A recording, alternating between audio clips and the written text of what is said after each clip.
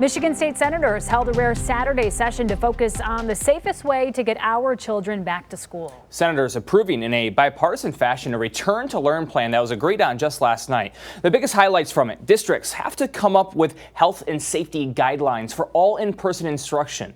They get flexibility as far as days and hours of instruction, and there must also be two-way interaction between teachers and students learning virtually.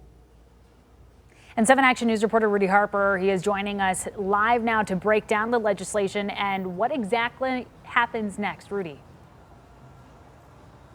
Hey, Amir, we expected this outcome during that rare Saturday morning session. The bill still taking shape, and now it moves to the House.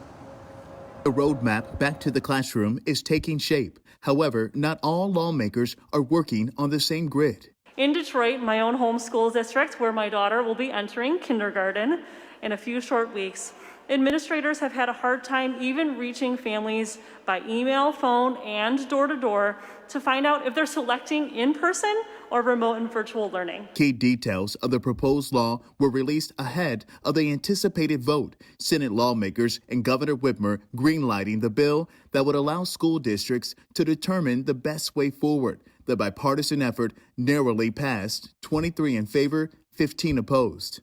As far as funding goes, the bill would provide $583 million in federal relief funds. That's about $350 per student across the board, and $18 million for safety measures and benchmark assessments.